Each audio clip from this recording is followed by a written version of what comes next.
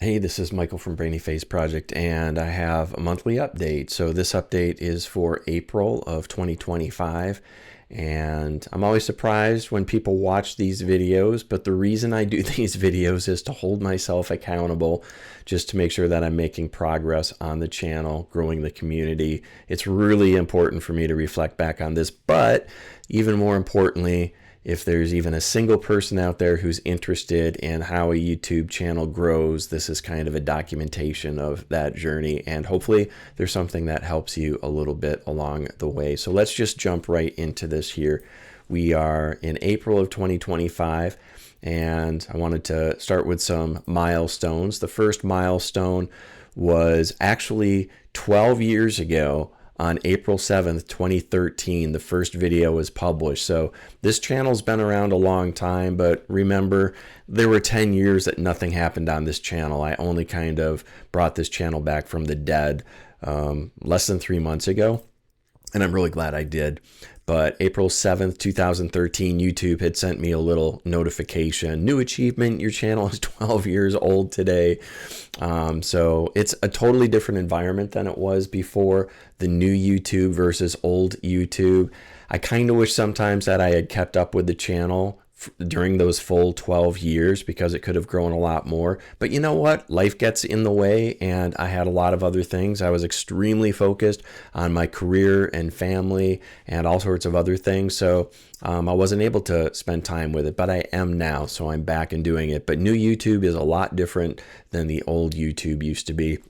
It used to be, I'm not going to say it was easier back in the old days, but it was easier back in the old days to attract an audience and everything. It seemed like it was way less competition, and there were fewer gigantic companies. And you see these individuals who are out there. A lot of times there's a whole big team behind them. I'm just a guy doing YouTube videos. I do all the editing and everything myself. Now, the path to monetization, something which I've been sharing, and it was kind of exciting to watch that little progress bar, because achieving YouTube partner status, I had it a long time ago and made a decent amount of money. I was able to get some fun stuff, camera equipment. I built a fitness center with my YouTube money back in the day. But I wanted to get monetized again. And, it's not the primary goal for doing this, but let's just be honest. It's nice when you're getting paid to do things, even if it's fun and just a hobby. It is definitely fun. And I want this to be more than just a hobby too. So we'll see if that works out. Time will tell. But the path to monetization, I was so short of getting the 4,000 hours. You need to have 1,000 subscribers, and I had satisfied that. This is just a screenshot I had taken along the way, and I actually did it though. So after my last video, where I was just inches away from the finish line, I thought I was super close, I crossed that finish line, and it was on April 3rd, 2025, so less than a month ago. It came through like at 12:58 a.m. is when they sent the notification. I don't think I was up at the time, but yeah, I'm monetized now. So I'm back fully in the YouTube partner program. So that's really exciting. I'm really happy that I was able to achieve that milestone goal, and I wouldn't have been able to do it if it weren't for the community here. So thank you for finding some of these videos entertaining, engaging, and hopefully educational. It took me 51 days to get monetized. So I actually published my video on the Kindle device, and that's kind of what got things going again. And that was 72 days ago, on February 18th, 2025. So inactive for 10 years, posted a video and decided, you know what, I'm going to get back into this, get back on the saddle again and start doing these YouTube videos. So the channel info today, got 5,925 subscribers. So thank you. Definitely growing the channel here, and I appreciate that. Just in the past month, since I did the last monthly update, up 102 subscribers. So if you're one of them, thank you, and hopefully you'll find this information useful if you're deciding whether or not you should start a YouTube channel, or if you have one already and you're just kind of looking at how to grow yours as well. Maybe this is useful for you, maybe it's not, but I just wanted to have an open book and share this. So I've done 61 videos overall. And to date, I've got just coming up on 1.6 million views for all of the videos. Had some videos that I did back about 12 years ago that were pretty popular, where I focused on some cameras, and those were they're still popular videos, actually. People still watch them, which is interesting. So resurrected the channel 72 days ago. As far as the views, got 18,000 views in the last 28 days. And in March, I had 12,000. So definitely more than the previous month, about 6,000 more views. And in terms of watch time, 547.9 hours. So that's a decent number of hours. People watched 547 hours worth of the Brainy Face channel project videos. The most viewed videos on the channel, I focused on the top 7, and I don't need to get into all these. It is interesting though, because and that was also a short there. By the way, I do all this in mind maps because I like to stay organized in mind maps, visual outlines. So the ones in orange here, these are shorts. And then the other videos here in the light blue, those are full-length videos. And what's interesting about that is when you hear people talk about shorts and whether or not they're useful, I did get a few new subscribers from the shorts. I definitely got way more subscribers doing some specific subject content videos like AI leveled up, frame pack, create AI videos on your own PC, 37 subscribers. And to me, that's a huge moment when I found that I could download the software and use it on my computer, absolutely no charge, no cloud credits or anything being used. And I actually did a video on that. I had some samples in there. People were interested in that. So a little bit of teaching in that video and then some demos, which I love doing as well. I like mixing in the sound into the video so it's a little bit more engaging than just going out to the website. A lot of people do that, is they just go to the website and show you demos that are out there. Anybody can do that. I like using the tool, figuring out how to use it, and then actually creating something. So that's something I try to do here on the channel. It takes a little bit more time, but I think people generally, some of you at least, appreciate that. The Sesame AI video tells me that people are still interested in me kind of messing with AI a little bit, in a respectful way, of course, but actually using AI. The Sesame AI voice is really, I think, impressive. It sounds a lot like a human, and the way that it just kind of, it uses little ums and laughs and stuff like that was really cool. So I may do another video on that. That seems to be popular. I like going back and having conversations with those AI systems to see if I can dupe them, get them to do funny things like screw up counting and stuff like that. But they're getting better and better, and I think that it's important to stay aware of that. And then also did another one which was focused on Midjourney version 7. I love Midjourney. I use it all the time. In fact, Midjourney just dropped another update yesterday. Not a new version of the software, but they have some additional enhancements, and it's really hard for me not to just jump in and focus on doing that video. Runway also has a new feature that they just released too. So it's hard to keep up on this on a lot of AI channels, really, with hundreds of thousands of subscribers. They're on it, like that's their full-time thing, is they focus on that stuff. And I don't know, let me know if you like those kind of videos, because it is something where you got to drop everything and try to get a video out pretty quickly when it's brand new to really kind of ride that wave of a large number of views. But I can also do kind of like go back into version 7, go back into Runway, and just do regular training videos and talk to people about how to use these tools, instead of just, here's this new cool thing and you need to use it right now. But there's a new update in AI like every 15 minutes. So I don't want to be reactive on the videos. It's hard to do a good video if you're just trying to get something up super quickly. All right, but what does this tell me? Even more importantly, people enjoy seeing demonstrations of a new technology, but, and this is something that just hit me like a brick in the head over the past week here, is People really want to understand how to use the technology. And that really was the core of this channel back in the day. So what I'm going to be focusing on a lot more is teaching to give you valuable skills. And I call that the value to viewer. I've been thinking a lot about this. When people are watching the channel, do they want to be entertained? Do they actually want to learn something? And I think people generally want to learn. At my core, I've always been a teacher in everything that I do. Even as an executive, I was talking to boards of directors and talking to, my teams and educating people. Well, here I have an opportunity to teach, and so I'm going to get back to that. So better value to viewers. So teaching is going to be a real focus for the channel moving forward, even if I'm doing a demonstration video to kind of show you how to use the technology. When it came to impressions and the click-through rate, not too shabby. Actually, impressions this month, 190,000, 50.9% from YouTube recommending content.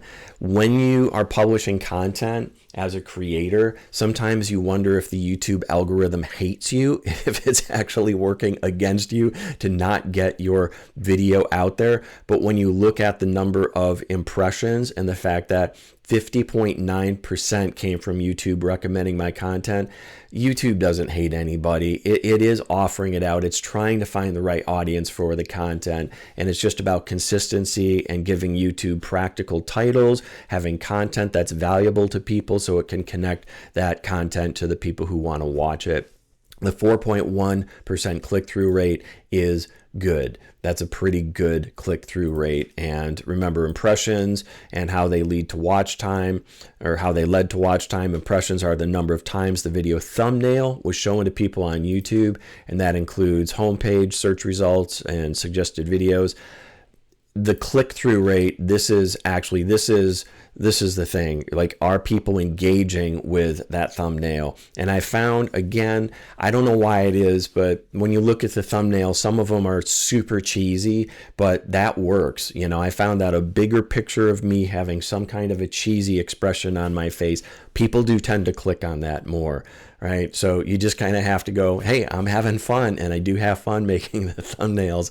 I just sit there and record myself reacting, thinking about the content I'm producing, and actually then just take a screenshot of that and put it into the thumbnail video. And I've been trying to use Affinity Photo to do my thumbnails instead of Photoshop. More on that in a minute. But yeah, 2.5% is average on the click-through rate, and I was doing 4.1 this month. So I'm right in the sweet spot of where I should be there. If it gets lower than that, then I'll have to take a good hard look. But I think, like, even with the thumbnails, you're going to see more consistent looking thumbnails on the channel here, just so people understand that it's a Brainy Face project video. And for March, the click-through rate was 3.9%, so 4.1 compared to 3.9. That's a pretty good improvement there, 0.2. Who knows what'll happen next month? All right, so how many videos did I create this month? I did 7 videos, and I did 6 shorts. My goal was 1 video and 1 short each week, so, click, knock that out of the park. I really did satisfy my goal of doing at least 1 video a week. And then the shorts, I kind of fell off on the last couple of shorts, but I'll talk about that in a minute. Right now, I'll talk about it right now.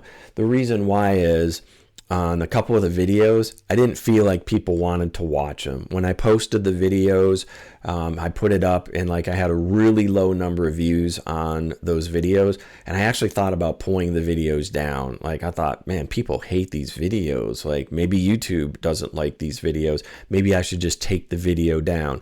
Some of the advice from some of the big content creators is you need to take your video down and you need to post it again because it just didn't click with the YouTube algorithm. And I don't really buy into that. Plus, I think it's a weird message to send to people, when, especially the subscribers, the community, is if I pull a video down and put it back up. To me, that would have to represent a significant change in the content, like I got something wrong, a factual error, or something like that. And I've never taken down a video And so I'm really trying to stick to that, is even if I have videos that suck, I'm learning from that process, and you can continue to see those out there.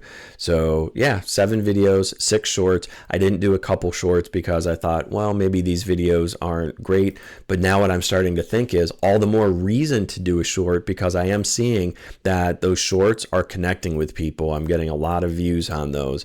YouTube has changed the algorithm for shorts, by the way. So all that short has to do is basically show up on somebody's phone, and that shows as an impression. That shows as they kind of viewed it. It doesn't mean that they watched it over and over again. If they do watch it over and over again, then you actually get credit for that. But I'm not taking the short views as seriously. It's kind of skewing the results here a little bit, but I am putting it in the top 7 videos to kind of notice any correlation between the shorts and the videos, the full-length videos themselves.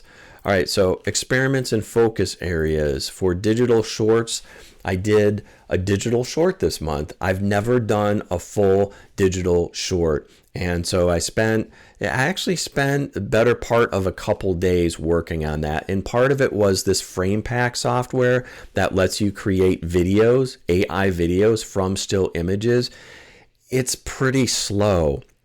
It's generally kind of slow on the computer because it takes a few minutes just to do a few seconds of video. And I did a bunch of clips. And so I had to sit there and render out all these clips. I had to storyboard it. I had to come up with the pictures, which I did in Midjourney, and it took a long time. And then I had to take all that stuff and edit it in using DaVinci. I'm still learning DaVinci, especially getting into the sound aspects of DaVinci, but I got done with it. And the metrics aren't great. Like, I just posted this a couple days ago, actually, and not a lot of people are watching that. But people did ask me when I did my original frame pack video just to show it. That's got decent views. But people were saying, man, you need to do longer clips. And I thought, yeah, I think I will do some longer clips. And that led me to the idea of actually doing something like a short, which was a cheesy, silly little story. The metrics aren't great, but would I do it again?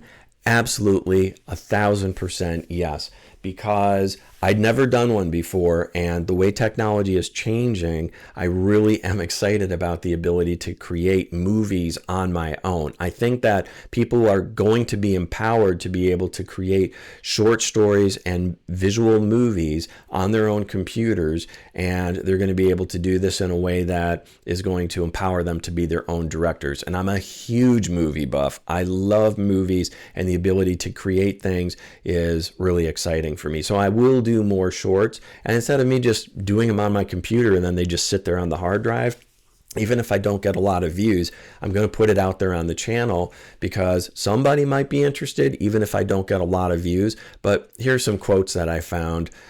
Like, it was my first one. Anything worth doing is worth doing badly at first. The first time you do something, it's not going to be great. So when I looked at the short, I'm like, well, I don't think it totally sucks. Is it great? Is it going to win any awards? Absolutely not. Would I do things differently? Yes, of course I would. But I can't sit there and tinker on this thing, for a week. Who's got the time to do that? So I spent a better part of a couple days working on it here and there when I could, and I got it done, and I'm proud of that. So don't worry about that. And for me, that's a big thing, is putting yourself out there creatively, even putting yourself on camera.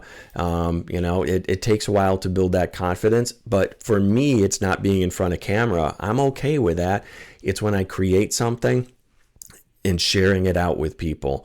I've always had a challenge with that. And so that's why this channel is good, and why I encourage people to start a YouTube channel, is just to overcome some of those little challenges or even fears that you have. The other one was, you don't have to be great to start, but you have to start to be great. So you have to start someplace. Whenever you see any director, whether you look at like Peter Jackson or Steven Spielberg or whatever, not that I would ever get to that level, but I do look at some of these folks, like Pixar is a good example. I love Pixar movies, and Steve Lasseter and team, they had to start somewhere. A lot of people don't realize that they were actually a medical imaging company. Steve Jobs from Apple actually bought this company, and then the team said, hey, we would love to be able to do some digital little movies, and he supported them, and that became Pixar. And so I think just starting out doing fun little things is a great way to do it. So the other thing is, if you're not having fun, you're doing something wrong.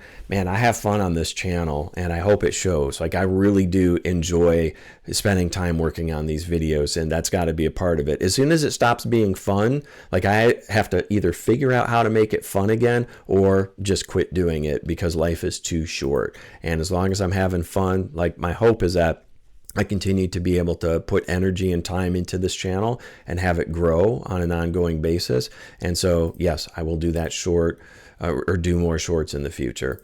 The other thing I did was the AI battle arena. Again, low view count. What I'm finding, and it's weird, is that putting myself out there and putting myself into video is actually kind of important. Like, in the videos where I don't talk at all, I get way less engagement. In some of the videos where I don't even show my face, I have okay engagement, but I've really got to make up for it by having really dynamic content, and then I have to like write a script and narrate it and stuff like that, and that's fun too. But it's a lot easier just to put the camera on and record and talk. And so this video that I did, the AI battle arena, where I pitted a couple different technologies against each other. I took Midjourney and I put it up against ChatGPT 4.0. Not a lot of views overall, but it was really fun to create. And I think that format is good. And so I'll continue to do those, but I'll probably only do like 1 a quarter. So maybe 4 a year, and I'll pit one technology against another technology, and then I'll do an AI battle arena. Now with Affinity Photo, I've been focusing on that, and I've been working in Affinity Photo quite a bit. I did a video which was me selling all of my Adobe stock, and I mentioned that I'm going to be doing a video series. That's starting like within the next few days. So if you're interested in that, I haven't forgotten about that. It's just that you have to do a lot of work in the background. I have to be very comfortable with a piece of software before I start to teach it. So I've been spending a lot of time in Affinity Photo, and I've also been creating outlines and doing a lot of back-end work. So I'm ready to start rolling on those videos. And the first video is going to be going up here within the next few days for Affinity Photo. So I've been focused on that a lot. But I still find myself wanting to go back to Photoshop. It's just like, it's just so common for me to go into Photoshop and to create a quick thumbnail or edit a photo. It's like, I've just been using it forever. I've been using it since Photoshop 4. So the idea of moving away from Photoshop to another software package is kind of scary, but I want to do it. I really want to do it to save the money, and I want to be off of it by the end of the year, because it costs like almost $60 a month, and I don't want to be spending that money on Adobe. And one of the best things about Affinity Photo is when you go in and you look at the license, and it says that you're fully licensed and that the license will never expire, which is really a cool feeling. So Affinity Photo is a really powerful piece of software, and so I'm going to be starting to do those videos. And that's going to be in the Adobe Exit Plan series, which is going to do migration from Photoshop and Illustrator and Premiere. And then I'll have some ancillary things, because the whole suite that you get in Adobe Creative Cloud is so huge.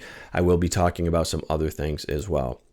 And then in DaVinci Resolve, I just have to say, I freaking love DaVinci Resolve. I spent over 20 years using other non-linear editors, video editing software applications, and it was really hard to switch over from, especially Vegas, because that was my go-to. But I love DaVinci. I really do. I love it. I just find myself clicking with the software. What was weird at first now is incredibly intuitive. The ability to go in and lay out your clips, import, set in and out points, edit audio, do your color correction, just like all the things in exporting out out. It renders video incredibly quickly. I figured out how to get my titles in, and I love DaVinci. So a lot of these projects that I've been doing, these digital shorts, have really been focused on being more comfortable in the software. So those were some of the experiments and focus areas for the month. And then some of the challenges, I talked a little bit about this. I thought about pulling down a couple videos after I posted them, but I didn't. I want to stick to that rule of just keep it out there. There's this excitement when you're working on a video, like all this energy you put, and then once you publish it, you sit there and you wait to see if it gets any views, and you get 10 views, 20 views, and sometimes it kind of peters out at a couple hundred, and it's like, don't ever look at that as a failure. Look at that as an experiment, and there can never, ever be a failed experiment. You always have the opportunity to learn from something and to think about it and figure out how to do it better. When I did the video on ASCII art where I vibe coded it, I talked to my wife. I thought, man, I got to pull this video down. Like, it's just embarrassing. Like, nobody cares about me doing vibe coding. But what happened is it gained some traction, and I had a few subscribers off of that. And here's why this is important, is this channel also, I want this to be about tools that people can use. AI is changing everything, and people can develop their own software if they understand how to vibe code. So I will be doing more vibe coding videos, especially for content creators, because in addition to doing the ASCII art video, which you can watch, I'll put a little card up at the top of the video here if you haven't watched that, if you're interested, this was a passion project for me. To be able to create ASCII art, I know there are tools out there on the internet that can do this, but I could customize the tools as much as I wanted to, and I could take video feeds and turn them into ASCII art. I could take movies and turn them into ASCII art, and it was really fun to be able to code that stuff out. And I've been doing some other things as well. I wrote a program the other night which actually allows me to take an MP4 video, and my program extracts out the last frame as a PNG. Now, if you listen to that and go, why does that actually matter? Who cares about that? It's because in the world of creating videos with online generators like Runway and some of the other video generators, Sora, where you can take an image and turn it into a video, when you take the last frame of a video that you already created and you put that as the start frame of the next one, that means that you can overcome some of the limitations. So instead of doing a 10-second clip and being limited to that, all of a sudden you can start to stitch them together and do 30-second, 40-second, 50-second long videos if you want to. And so it's easy to go into software and extract out that last frame in your video editing software. But how easy is it just to literally run a program, point to your video, and then extract out a PNG? I thought of this, I wrote it, and it took me like 15 minutes to write it with vibe coding. And then I also did another thing, which I used in my video, which was the short that I did, where I wanted to have like text appearing on a video display screen. And so I created an application for that, and I called it my Type Me Generator for MP4 videos. And I can just plug in any text. I can point to any true type font in the world that I want to and use that for my header information. And I can change the body of the text. I can change the cursor, and then I just click on a button and it generates an MP4 video. And that's like so cool, because I used to use Canva for that, or I'd have to go in and lay it out in video editing software. And now I just have a program that I wrote. So vibe coding is really, really cool.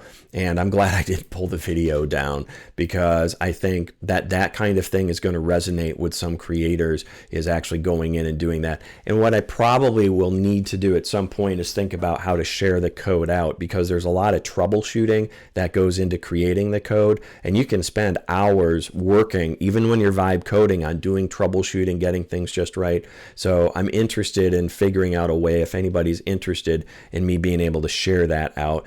And then the last one I did was the Flarbia discovery.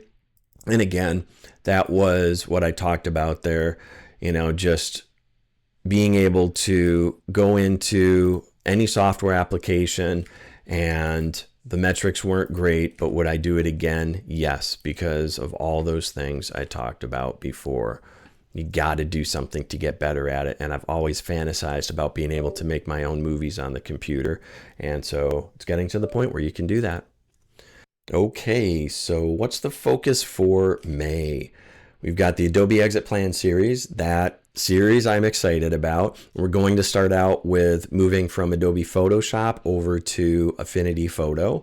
And when you see this style thumbnail, that's going to be your cue. That's an Adobe Exit Plan series video. We'll be doing Photoshop, Illustrator, and Premiere.